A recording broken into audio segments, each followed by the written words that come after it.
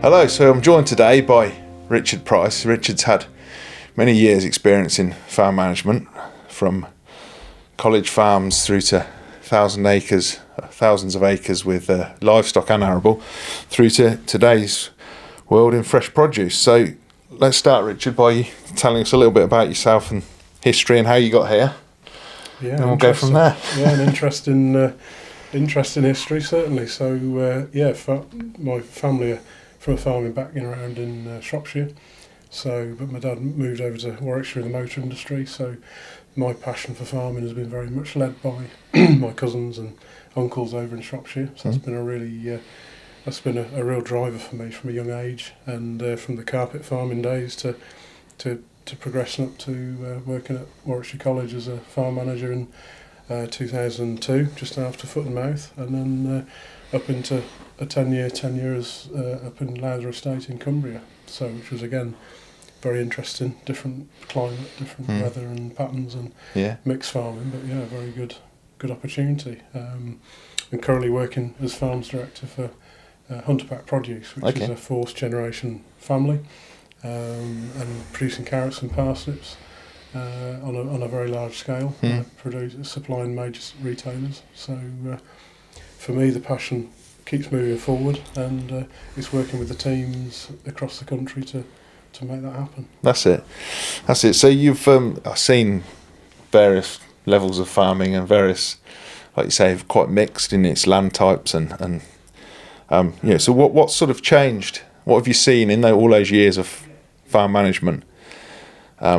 What's different today, or is there something stay the same? And yeah, I mean it's obviously subsidies have had an impact on the industry. You know, whether you see that positively or negatively, but the core values of agriculture still remain the same, and whether that be land management, soil structure, your drainage, and all your other parts of actually how you do what you do. You know, my granddad always said that a seedbed, 85% of a crop is the seedbed. You know, and it's back to a lot of basics in a lot of respects. But what's changed really is a lot of technology coming forward, higher expectation of the teams that you employ, and the farmers actually doing the job to get the most out of those systems.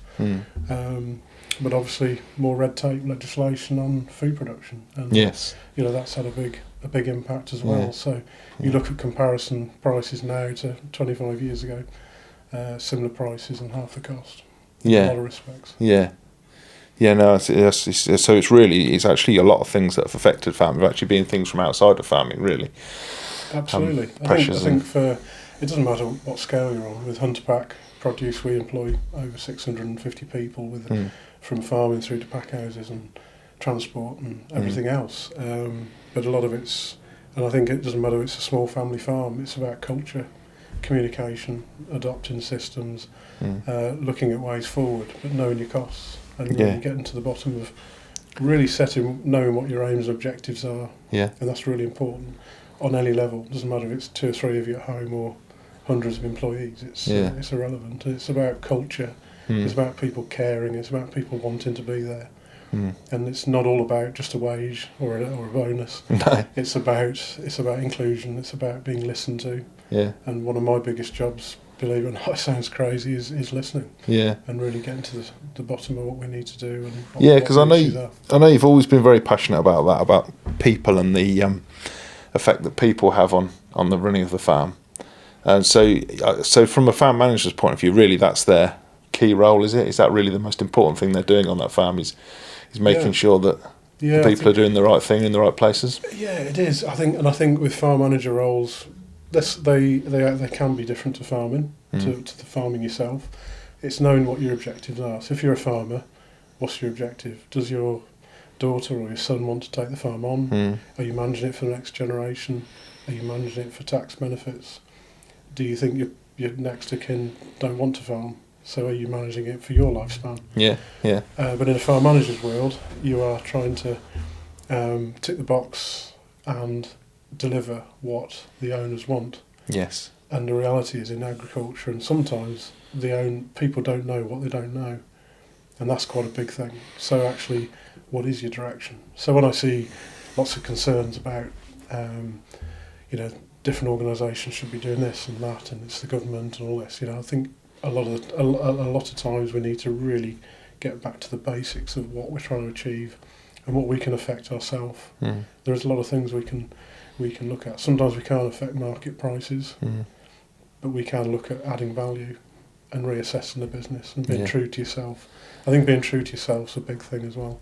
Knowing your limits and knowing when to get some help in or support, and try and delegate to the teams that you have. So if you have 1 or 2 people on your farm, include them in it. Get them involved. Don't presume. Just get them involved. You know. So we do that with all our farm managers in Hunterpack. They all meet. We meet up in one of the counties in the country once a month, so everyone can share ideas and thoughts, problems and issues, and say, you know, this happened. What would you do? And you try and keep it fluid on a daily basis, but inevitably you don't, because you're not talking to everybody all the time.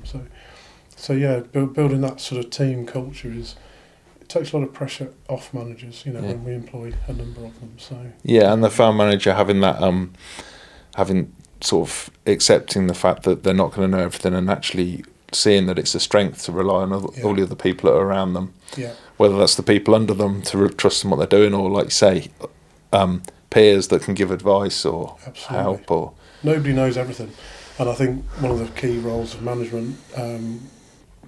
And let's be honest, you know, I've gone into Hunterpack produce. I'm 52 now, gone into Hunterpack, and I've never grown a carrot in my life. That's the honest truth. You know, so why am I there? You know, and we've got my fellow farming director Ben Madrazi, who's incredible at growing and doing what he's done with Hunterpack for the last 12 or 13 years. The business has grown so quickly. You know, my role's very much supportive, helping with the staffing and everything else. And I've learnt a lot. You know, I've had a fascinating sort of 15, 16 months with the business, and learning a lot from my fellow directors as well, and the Hunter family that have been doing this since sort of 1942. You know. Yeah. Okay. So that's the other side, I guess, as well, isn't it? Like you were saying, it's having that from your perspective, or from maybe in a smaller organisation, the farm manager. It's having that relationship with those owners to know what they're trying to get out of that organisation. It's vertical management, as they call it, and I feel that. You know, sometimes having worked on estates, you know, I've been lucky to work for some really good people, but as I said, you need to really get to the bottom of what they really want.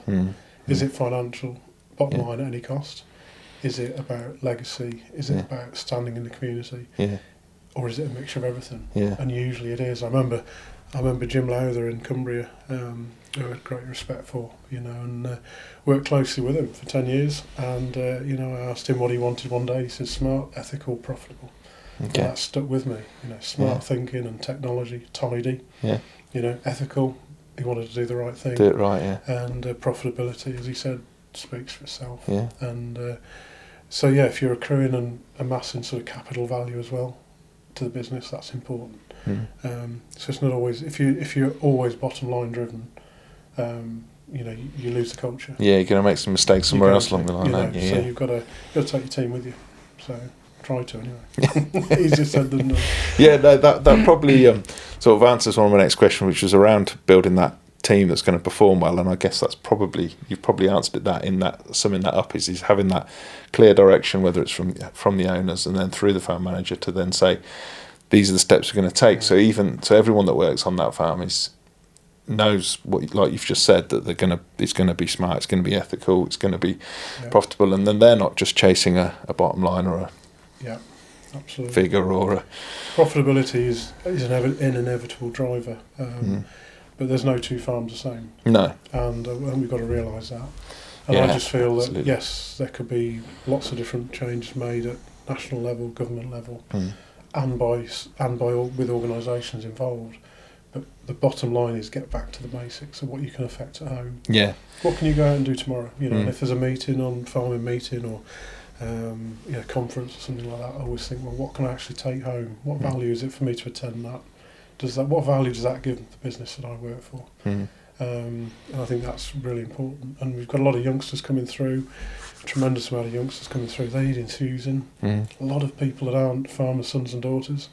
And we've got a huge amount in Hunterpack that are fantastic. You know, they're hungry. They want it. They're passionate. That's their passion. Yeah. They want to earn. and they get that chance because obviously we're harvesting 52 weeks of the year, Yeah. 6 days a week. So we have to, fresh produce. It's just continual Yeah. conveyor belt. So they get great opportunities, Mm. and we can offer that. But then you look at the likes of the Lord Plum Foundation. Henry Plum was an incredible Warwickshire farmer. His foundation there, again, to support youngsters coming into the industry with finance and mentor people. Yeah, and of course that's vitally important because it's the lifeblood of the industry for the future, isn't it? I mean, Absolutely. we've got to have that youth coming in, and it's got to come from that passion. But that passion will only go so far. It's still got to be backed up to produce something, hasn't it? Because, like you say, the profitability's still got to be the driver, and obviously in the current climate, profitability is very, very challenging. Yeah. So I think I like what you say there, that it's really key that you look at what you can affect, Really important. what steps you can take. It's crucial because you can't affect political No. decisions. You can be cross, you can be upset, you can agree or disagree. Yeah. But for me, enthusing the youngsters coming through, and a lot of the time it's just talking, listening, Yeah. and giving them time, and annual appraisals on all the teams that we've got, all our staff, just to sit down for an hour with each and every one of them and give them that time. Yeah. Because what you may think is okay, or how they're thinking, sometimes it's the opposite. And actually, they could be coming in with some good ideas into the industry, couldn't they, as well? That's what we need. Yeah. That's what we need. So, a lot of opportunity there, and I think the likes of Warwickshire College, that's local to here, fantastic numbers coming through the system. And as an industry, we owe those youngsters those opportunities. They're not going to learn it all in college tomorrow. They can't do it in a year or 2 years. You've got to get on hands-on. Yeah, but obviously minimum wage can put blockers in as far as the cost of employing. So there's lots of variances there, but let's just see how we can, as an industry, really add some value. Yeah, absolutely, yeah. And just, like you say, listen to those people, to the youngsters, and support them into the industry, give them some opportunities, and then see where they go from there. And if someone really has got that passion for the industry and a direction they want to go in, then they can make something of it, can't they? Absolutely. And we've had some number of meetings with Harper Adams and Bishop Burton, Askham Bryan, Warwickshire College, different colleges, to talk about what we could offer. And they think, well, perhaps it's driving a trailer of carrots and tipping them in the corner and that's it. But it's technical, it's agronomy, it's health and safety, it's transport, it's planning and farm management, and all sorts, and it's all those side and lots of opportunities. Yeah, and it's all those things that ultimately, if they did decide one day they wanted to do something on their own in agriculture, they would actually need to know all those different divisions, wouldn't they? They'd have to know legislation and health and safety and agronomy, even if it's on just a level to be able to. Yeah, and there's very, very, very few. There's very few industries in anything outside of agriculture that demands the knowledge base of somebody in agriculture. Yeah. Farmers, farm managers, farm workers, farm herdspeople, shepherdesses, shepherds. There is incredible. You just got to sit in some of the tractors these days. Yeah. You look at our drilling tractors for the carrots, and the kit that we run. You sit in there, and it's you've got to be switched on. You've got to know what you're doing. Yeah, exactly. Again, it's training, it's support, and like yourselves, it's working closer with your machinery manufacturers and the likes of Amtech to actually be able to help provide the right equipment at the right times and that backup and knowledge, which is why it's great that you're doing these extra things as opposed to just selling kit. Yeah, exactly. It's really important to have a relationship because it's all about trust, isn't it? It's one-on-one, it's people. People deal with people. Yeah. And that's really important. Can they approach you? Do you listen? Do you go up the drive and sell them a bit of kit and leave and go once the invoice is paid? Or do you actually care and you follow it up and you're there? And I think if you're helping with the strategy of what to choose next, that's got to be a benefit for both sides. So. Yeah, 100%. And what your point you just mentioned earlier about every farm's different. I mean, we've this has come up so many times. We've discussed it in virtually all of the sessions we've done like this. I mean, discussed it when we talked about business finance with Close Brothers, and we talked about all these different scenarios. You come in and say, well, it's really got to be a one-on-one thing because everybody's situation is different. Everybody's the way they manage their farm and their income streams and everything else is different for each farm, isn't it? And it's a case of them sitting down with whatever point they're discussing, whether it be finance or agronomy or whatever, and then saying, this is what I'm trying to achieve, and working out a schedule that works for them. And farmers have got to speak to the bank managers. Mm. They've got to speak to the banks. And sometimes it's those, is the overdraft facility or the expense of fertiliser, inflated fuel costs now, lower grain prices, is that making you make decisions at the wrong time because of cash flow? Yeah. Whereas a quick chat with a bank manager, or a little bit of a cash flow, or get somebody to just come and help or sit in. Yeah. Communication again. It's not just with your person that's on the tractor driving the drill and make sure they put the seed drill on and correctly and the rate on. It's about talking to your accountant to manage your tax aspects and the benefits of it. It's the bank managers. It's looking at all those. It's your finances for your machinery. It's your machinery suppliers. It's all those. It's your milk buyer. It's all these different ranges. So communication. You could sit in the office or at the kitchen table for 2 or 3 hours and have a very productive 2 or 3 hours talking to these people. So you think, wow, actually there's an option there. So that's really important. It's being affordable, making the machinery affordable. It's becoming more expensive to buy. Can we afford to buy that item of kit? Can we afford not to buy it? Yeah, how does it fit in? How does it work? Fit, 100%, absolutely. So it's important. Obviously, one of the things which is, I guess, going back to your point you were just talking about, getting advice and having chats with the right people. I guess that's the same for if you're looking at different schemes. I know obviously the whole thing's been shaken up again with SFIs and stuff, but I think even looking at that, it's working out which one of those is going to fit best for you, isn't it? Because it could be, you could look at it and think, well, pound signs, that. Is it actually the best thing for your farm and for your piece of land? Yeah, it's that decision. It's creating your strategy for your farm, isn't it? It's irrelevant whether you're 100 acres or 6,000. It's creating the strategy. So what is your aim and objective? What are you trying to get to? Yeah. Where do you want to be? Where do you want to be next year, 5 years, 10 years, next generation? And what do you want to do? It's, the tax percentage, it'll go up, it'll go down, it'll reduce, it'll do whatever that'll do whatever it does. But actually what you're going to function with daily, monthly, annually, decide. So those accountants chats with the bank and looking at where you want to be. Speak to your staff. You may have tractor drivers or herds people that are coming up close to retirement. They want to carry on, do less days a week. So do you do a hybrid version of certain jobs? Do you have contractors for some and then do some for yourself? The reality is a lot of folk want control of what they've got and be able to do it themselves, which is ideal. But there can be a mixture. Yeah, and that leads us kind of into that long-term thing, which is kind of what we've been discussing on these various podcasts. But it's I think I like that what you're talking about, where people have got to look at the 5, 10, 15 years, and that includes the succession planning, the where's the whole thing going from here. Because what you don't want to do is work yourself to the bone for years and then find that why what we're getting out of this at the end. Where are we trying to get to? Exactly. I think the best investment is without a doubt in yourself and the team around you, whether they be family or workers that are working for you and with you, and the team that are with you. So again, that could be 1 or 2, it could be 50.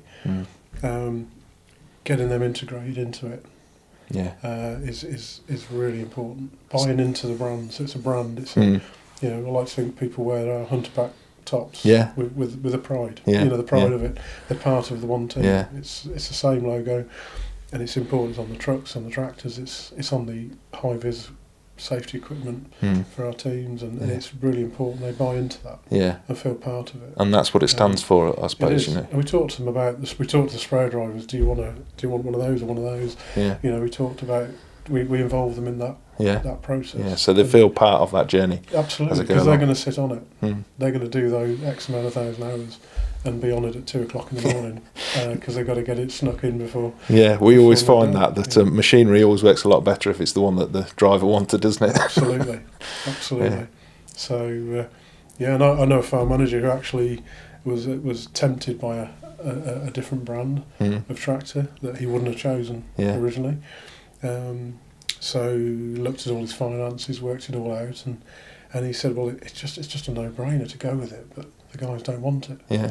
And I remember him saying to me, I've had an idea. He said, I'm just going to have a chat with them. I'm going to say to them, I can now afford to pay them more per hour to go with that brand, and see how it goes down. And he got them all together in a workshop. There's 4 or 5 of them. They all talked it through. It started with, we don't want that brand. And then, but this is my offer. I can afford to pay you more per hour. And by Monday, they came back as a group and said, yeah, we'll give it a go. And they've been with that brand for 3 years now. Yeah. So but it's funny, isn't it? They'll make it work. Exactly, but I like the way that story tells its own thing, doesn't it? That he's sat down and brought them into the discussion and brought it through. It wasn't just a case of, hey, by the way, we're swapping to this brand and here's the new key. And then everyone's a bit disgruntled and I don't like this and it doesn't work and there's problems and I think I can see that's the theme of all our discussion we've had today, isn't it? Is making it the whole team, getting the people involved, and it's trying to get yourself and your team members and staff off the farm to things. So there's likes of the Society for Agriculture, which is a fantastic organisation, which I'm a trustee of, which is really there to really improve and help and support the membership. Okay. And that was the old sort of Institute of Agricultural Management, which I was was chairman of for the last couple of years, and that sort of amalgamated with BIAC, and that's been a great opportunity to really bring young people through. Yeah, I was going to ask you about that. So that's how it's stand up. So so that's a new organisation, and that's as membership driven, and it's fantastic, real opportunity, and there's an opportunity for mentoring, with different events and all those sorts of things, farm walks and conferences in London. And there's a lot of opportunity. The Worshipful Company of Farmers is another one. Caris, Council for Agricultural Societies. There's lots out there. And in Warwickshire alone, there's lots of different opportunities for youngsters to go for bursaries towards farming and mentoring, Plum Foundation and the Studley Trust and different things. So. That's good. And I'd always like, organisations like where people can get together and, like you say, have a mentor or somebody to discuss things with, because let's face it, for a lot of people, farming's quite a lonely job. I mean, you're obviously part of a very big team, for a lot of people, there might only be 1 or 2 of them on the farm. They spend a lot of hours on their own in a tractor cab or in the office, and problems might seem unsurmountable. There's a lot of issues. It's all doom and gloom in the press currently. And actually sit and talk to people who have been there, done that, seen the bads and good times. We rent a lot of land. I mean, we say between Ipswich and Inverness, essentially. So we're all over, and so we've got a lot of team members and staff across the country. But a lot of them spend a lot of time on their own. So it's about pulling them together as teams, whether it be all sorts of ways of doing that. But it is not easy. It's not easy because people react to different things. WhatsApp groups are great for getting a lot of information out, but they can damage sort of relationships as well if taken the wrong way. So it's all about that communication aspect and people knowing they can pick the phone up. Exactly. I was going to say, if you've got somebody that you can phone up and say, this is all going wrong for me, what do you suggest? And they can, even just to talk it through, can So the managers need to be able to, they need to stick up for the teams as well. I encourage them to stick up for the teams and stick up and so challenge me. I'll challenge them and they challenge me and Ben within Hunterpack, because we've got orders to fulfil and the pack house is needing orders, and it's fill every day. At Christmas rush we're over 40 wagon load a day, fresh lifted, and in and packaged and out again. So busy rush now for Easter, but on a weekly basis it's constant, and it's keeping the momentum of enthusiasm.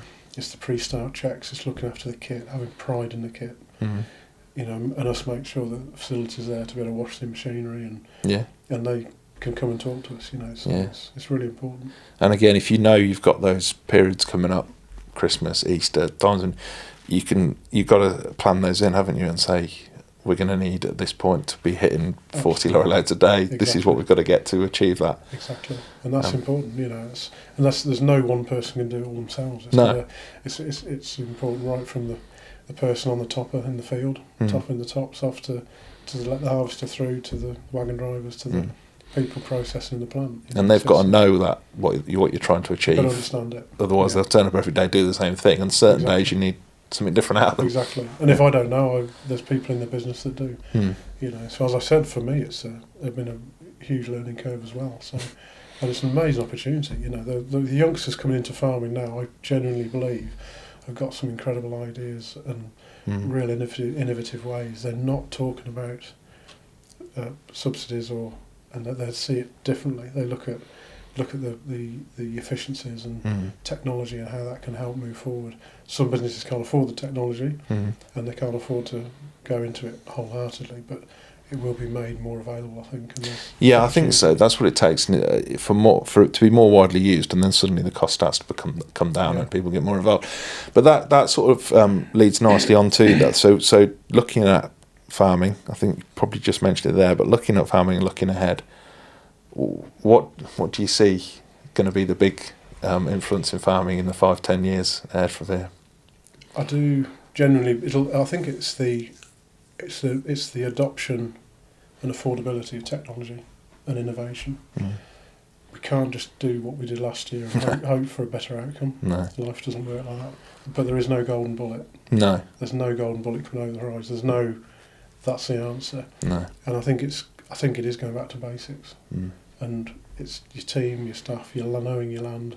Hard for us within Hunterpack because we're taking land for a year, 12-month period. So we're looking at how we can work with the farmers. If they've got SFI, they've got whatever crops going in next, we try and work with them. We understand what's been in the field and what's going in after. Okay.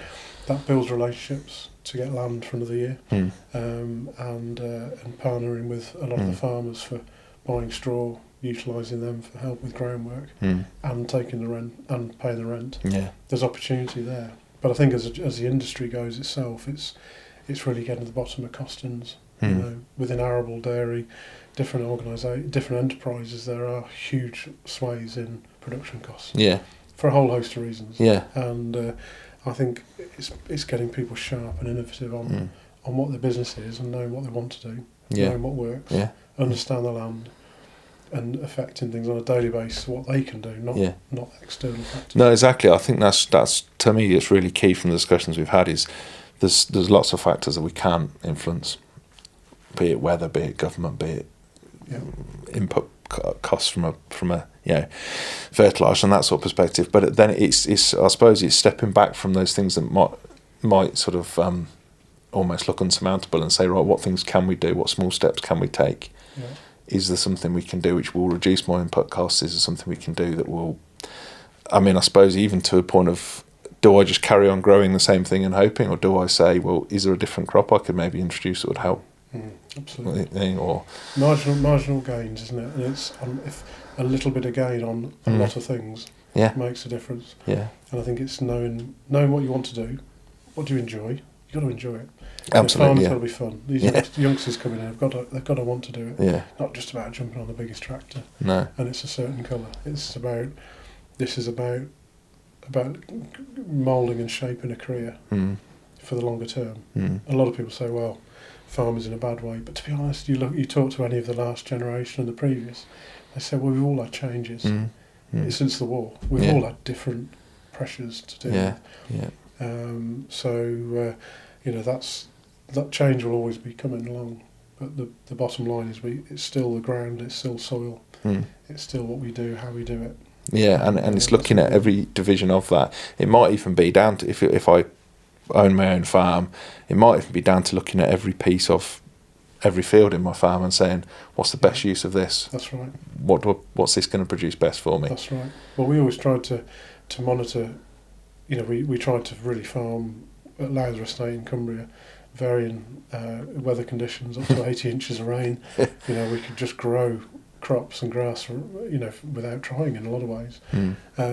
But drop it down to an acre. What's the income on every you take every single acre on the estate? What's the income on it? Do you know what it is? It might be a subsidy. It might be high land. It might be fell land. Yeah. Will a subsidy trump the margin on the sheep? Yeah. Or will the sheep?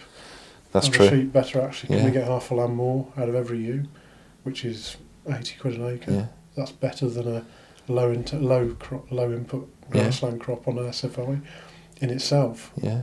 We at one point we were lambing 5,500 ewes up there, 3 full-time shepherds, and we were at one point outperforming arable. Really? When you're looking at 4.5 to 5 ewes an acre, It's sort of 7 or 8 lambs per acre. Yeah. You know, you're touching £1,100 income per acre. You know. Oh, that's It's not really margin, interesting. but it's Yeah. income. So it's Yeah. so that's a grass field on a hill in Yeah. Cumbria. Could be outperforming a lot of loan and arable units. Yeah, no, I think that's really, really interesting fact, because, like you say, it is getting down to that much detail of saying It is. what's going to produce me the best. It's not just a case of looking at a field and saying, oh, if I plant wheat in this, I'm going to get this. If I put it into a scheme, I'm going to get this. It's actually looking at where that land is, what's the best, Exactly. what's your average yields off it, all that sort of thing. Yeah, And, I remember we had the Warwickshire NFU came up, and they had a central branch came up with Roger Campion and a cracking bunch of farmers from Warwickshire.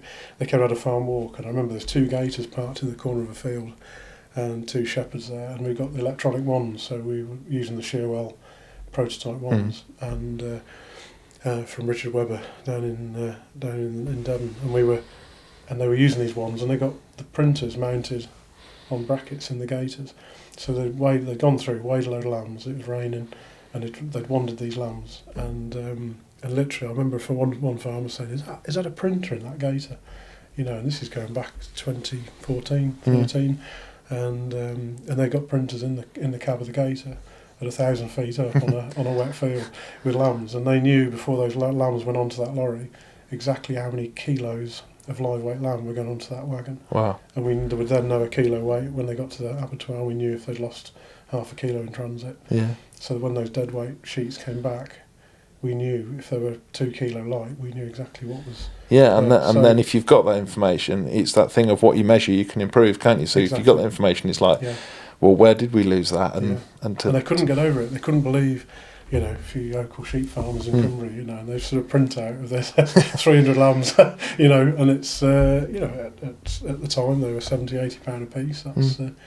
That's 25k. But that comes back to your point you just made just then, isn't it? Is the types of bits of technology we can bring in, which will give us that information, and once we've got that information, we're going to look at how to improve that information, isn't it? You can be your own worst enemy, and you can be your best friend in your business if you're true to yourself and you're really honest and genuine with yourself. Just being realistic with what you've got and what you're doing. It's hard, but it's that's the way we've got to be. So transparent and no surprises. That's the thing, and keep those conversations coming with, you know, as I said, with accountants, banks, and make sure everyone knows where you're at, and you can be, you know, move forward positively. Yeah, absolutely. That's very interesting. Well, I think that was a very interesting chat, Richard. Thank you very much for your time. No, great, good to speak to you. I think it's thanks for asking me along. No, I think that's really key, and like I say, I'm really glad to have been able to draw on your experience at all these different levels of farm management. And thank you. No, I appreciate it. Glad to see you in your hunter pack here. Yeah, absolutely. Yeah, on we go. That's it. Good. Thank you. Take care.